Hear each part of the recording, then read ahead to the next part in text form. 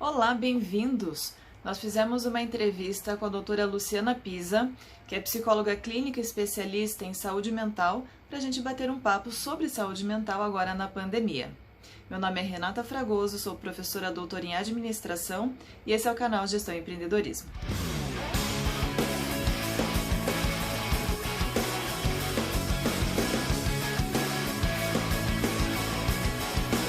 E aí, Luciana, tudo bem com você? Como é que estamos na quarentena? Tudo certo? Olá, Renata, tudo bom? E com você? Tudo bem. Bom, então vamos bater um papo aqui sobre saúde mental para a gente ajudar o pessoal que segue o canal aqui, né, que pode ter bastante coisa interessante, né, para ajudá-los cada vez mais nesse período que é bem atípico, né, vamos chamar assim, né? Com certeza. Acredito que todo mundo hoje, ninguém nunca passou por uma pandemia, né, por uma quarentena tão comprida assim, né? Mas vamos lá, né? Então, se a gente voltar lá para março, né, a gente entrou de forma bem repentina, né? Ninguém avisou, olha, vamos entrar em quarentena, né? A gente simplesmente entrou, né? No outro dia não podia mais, comércio tudo fechado, só ficou supermercado aberto, né? Esses comércios de primeira necessidade, todo mundo tentando se reinventar todos os dias, e muitos funcionários foram colocados em home office, né? Os que não tiveram as atividades suspensas, foi tudo para home office. Muita gente nunca tinha trabalhado nesse formato, né, em isolamento social, enfim. E depois desses 6 meses em quarentena, que impactos que isso pode ter para a saúde mental? Então, né, Renata, algo que realmente, como você disse, acho que nem em sonhos, né, imaginaríamos estar passando por esse cenário e algo que parecia também tão longe, né? Afinal de contas, inicialmente o vírus estava lá na China, do outro lado, e de repente chegou. E de repente mesmo, né? Porque eu recordo muito bem, né, quando iniciamos em março, algo assim que ainda estávamos, olha, está chegando. Mas aí de uma semana para outra, realmente foi decretado daí o início, né, do isolamento social, e aí tudo mudou. E nesse tudo mudou, é claro que a saúde mental não, de alguma maneira, sentiria, né, todas essas mudanças. Uhum. O que eu pude analisar assim, de alguma maneira, no início a gente se deparou, né, com muitas incertezas, com muita insegurança, porque o novo em si ele gera, né, ele gera muita ansiedade, ele gera medo, muito também em relação a como é que nós vamos fazer, como é que é o trabalhar em casa, né? Algumas pessoas tinham uma noção, mas noção e ficar, né, todos os dias é bem diferente. E as crianças, né? Como que Uhum. as crianças, os estudantes, como é que é esse negócio de aula online? Então as pessoas estavam assim com vários pontos de interrogação. Aí, claro, o tempo foi passando e várias manifestações emocionais, né, a gente pôde perceber. Então, passou muito por aumentos de ansiedade, pessoas, inclusive, que chegaram a manifestar crises de ansiedade. Tivemos algumas pessoas que até então não tinham nos seus relatos terem passado por essas crises e, nesse cenário, se viram frente a frente. Outras pessoas que já tinham um histórico de transtorno de ansiedade e aí estavam passando por esse cenário e houve uma potencialização desses sintomas. Assim como também a gente vem percebendo o que a gente chama de medo patológico, né, que é um medo excessivo, porque medo é uma emoção humana e, Sim. inclusive, é uma emoção que nos protege. É graças ao medo que, de repente, a gente, de forma prudente e sensata, ao sair de casa, colocamos nossa máscara, Uhum. né? Fazemos toda a nossa higienização, deixamos o sapato num local separado da casa ao entrarmos em casa. Então, ele nos protege, mas ele pode exceder. E é essa passagem para o campo do patológico que gera toda uma série também de de outras manifestações, de outros sintomas. Por exemplo, o que seria esse medo patológico? É já uma antecipação que a qualquer momento algo de muito ruim vai acontecer. É como se o psicológico interpretasse: se eu colocar, né, a minha carinha lá para fora, algo de ruim vai acontecer comigo. Eu vou pegar o vírus e, pior ainda, não só vou pegar, como eu vou passar para as pessoas que eu amo. E aí isso fica tão forte, transforma-se inclusive numa verdade absoluta, ao ponto que a pessoa não consegue sair de casa. Então, é diferente você sair de forma prudente e você não conseguir sair. Então, a gente percebe que há casos, né, de pessoas que, inclusive, precisaram iniciar um tratamento, um acompanhamento psicológico, porque nesse decorrer dos 6, 7 meses, as manifestações psicológicas começaram a aparecer, e não só aparecer, mas aumentar a um ponto de chegada aí num transtorno de ansiedade, às vezes até numa própria fobia, uma síndrome do pânico, e em quadros que tanto precisam de tratamento psicológico, quanto às vezes até também medicamentoso. Se a gente pegar, falando dos transtornos, né? Se a gente pegar nessa linha do tempo, tem algum que se manifestou mais no começo? Tipo, no começo apareceu muito ansiedade, agora o pessoal já está mais calmo, ou apareceu algum outro traço? O que você acha? Sim, é bem interessante fazer essa linha do tempo. Nos 2 primeiros meses, só para a gente ter uma ideia, o que mais se destacavam era o aumento de ansiedade mesmo, né? E aí acho que é válido a gente fazer de novo aquela separação entre a ansiedade natural, porque a ansiedade é humana, sim, e também a ansiedade patológica, né? Então, é claro, eu acho que 99% das pessoas, frente a uma situação nova, elas vão sentir essa ansiedade natural, esse frio na barriga, a novidade, né? Isto, porque é novo, é uma mudança. E aí, ok, né, isso é humano, daí elas entraram, né, nessa fase de adaptação, de reconfigurar, vamos dizer, né, a sua rotina, os seus hábitos, porque daí tudo ficou na casa.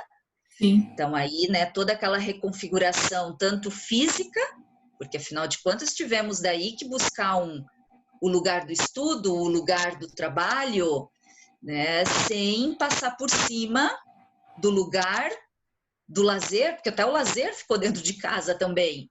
Então, tudo isso, de alguma maneira, demandou ali um tempo de adaptação. Então, esses foram os casos assim de ansiedade natural, que ok, sem sofrimento, sem angústia, só, claro, né, um trabalhozinho ali para se adaptar. Mas também tivemos casos em que a ansiedade também passou para uma ansiedade que, de alguma maneira, começou daí a gerar sofrimento, né? Esse sofrimento seja na forma dos pensamentos, então, aquela mente turbulenta. Então, você pensa e repensa, daí imagina, e geralmente pensamentos não positivos, né? Então, você já começa a entrar num ciclo de se preocupar, né? Mas já ocupar antecipadamente essa mente. Então, e se eu perder o emprego? E se meu filho não passar de ano? E se? Só com coisas negativas. E claro que essa mente turbulenta, ela vai acabar levando a dificuldades para dormir, está muito ligado, e pode, inclusive, também gerar manifestações físicas, né? Que a gente ouve através dos relatos. Ataque cardíaco, o aperto no peito. E esse ponto, inclusive, falta de ar é um dos sintomas do Covid. Sim. E muitos pacientes da saúde mental estavam sentindo falta de ar. E aí eles corriam para o hospital, né? Muitas vezes até eu tô com Covid, já colocando ali o diagnóstico. E não, era uma crise de ansiedade. Né? Então, essa importância também de de se perceber. Claro, os pacientes que estão já em acompanhamento, eles já têm, né, essa conscientização, eles entram em contato com o profissional, aí de alguma maneira já se trabalha. Mas aquele paciente que é tudo muito novo, inclusive esses sintomas são novos. E como a gente só, né, o tema de 2020 é o coronavírus, é automático. A primeira coisa que vem é peguei o corona. E aí sai correndo. Então, essa manifestação, eu diria assim, ela deu um pano para manga, ela deu bastante trabalho. Aí, o que eu percebi assim, no meio, mais ou menos, da quarentena, as coisas, vamos assim dizer, até que como se as emoções elas estivessem tentando se acomodar, né? Mas claro que estava lá, a ansiedade ainda continuava, insegurança, incerteza, continuava ali. Aí, mais agora mais recentemente, a gente vem observando muita irritabilidade, os problemas para dormir também, relatos, né, de muita oscilação de humor mesmo. Eu tô bem, agora já tô de saco cheio. Né? Então é algo que é como se o emocional tivesse cansado, ele tivesse pesado. E aí, nesse ponto, a gente precisa ter um olhar especial também para a própria depressão, né? Porque no sentido assim dessa exaustão mental, né? Desse desânimo que começa daí a tomar conta. Claro, a gente tem que também cuidar na hora de fazer um diagnóstico, né? Para já não sair, pronto, o paciente está com depressão. Parece que banalizou também. Né? Ele está se sentindo desanimado, ele já está com depressão. Longe disso. Né? A gente precisa de uma série de sintomas por um determinado tempo para daí começar a pensar num diagnóstico assim. O que muitas vezes pode estar acontecendo é a pessoa estar passando por um episódio, né? Um momento ali que está pesado, né? E aí o emocional vai dando esses sinais, mas que não se trata necessariamente de um transtorno depressivo. Então, agora mais para o finalzinho, a parte da irritabilidade e do desânimo tá aparecendo. E talvez até por a gente lá no começo, né, nós acreditamos que ia ser por um tempo curto, né?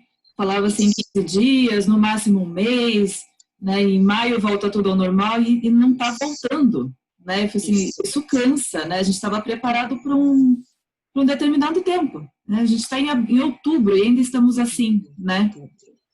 Isso mesmo. E agora aparece o cansaço, né? Assim, puxa vida, a gente não sai dessa, né? Quando que a gente vai sair? Ainda temos que fazer as mesmas coisas que a gente estava fazendo lá no começo da quarentena, né? Então, acho que até é normal até aparecer irritabilidade, né? Muito bem. Ainda estamos assim, né? Muito bem. Acaba. É bem colocado, Rê. A irritabilidade, ela também é, né, um sentimento humano. Né? A gente também tem que tomar muito esse cuidado entre o que é da patologia e o que é natural. Né? O que a gente sempre fica de olho ali é na intensidade dessa manifestação, né? E no tempo que ela, ou seja, por exemplo, uma extensão ali da irritabilidade que já começa a chamar como se ligasse o nosso alerta.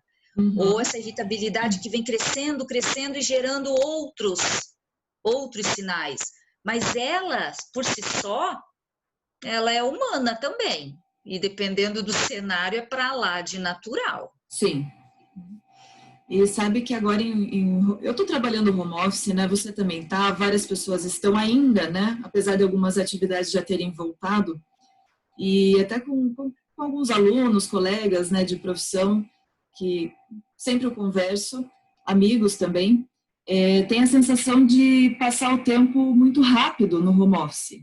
né? Porque acho que essa pandemia ela veio desmistificar muita coisa de home office também, né? Tá. Trabalhar em casa, poxa vida, né? Tem gente que gosta, vou fechar a porta do escritório e vou para casa, são 2 momentos separados, né? E quando a gente chega no home office, a gente fala assim, poxa, não é bem assim, né? Porque eu estou em casa, mas eu não estou curtindo a casa, eu estou trabalhando, né? Isso. E tem muitas pessoas que eu conversei, falei assim, nossa, parece que o tempo está correndo muito mais rápido, né? Eu não estou conseguindo dar conta de tudo que eu tenho que fazer. Tem aquela sensação, e às vezes de fato está trabalhando mais do que estava ali na empresa, né? Porque na empresa, digamos assim, vamos pegar um horário normal, comercial de trabalho, né? Das 8 da manhã às 6 da tarde, né? Então chega às 6 da tarde, tchau, fechei tudo, vou para casa. Só que em home office, 6 da tarde a gente está na frente do computador, né? E tem aquele a fazer do outro dia, assim, puxa vida, será que eu faço? Será que eu não faço? Né? Porque daí chega ali, não, eu vou deixar para amanhã. Né? Daí você sai e fala assim, puxa vida, mas eu estou em casa, eu posso fazer. E fica aquele sentimento de culpa, de não conseguir fazer, né? Esse tipo de pensamento, essa culpa, né? O que a gente pode falar para essas pessoas, né? Que tipo de prejuízo também pode ter para elas? Com certeza. É interessante, né? Porque essa configuração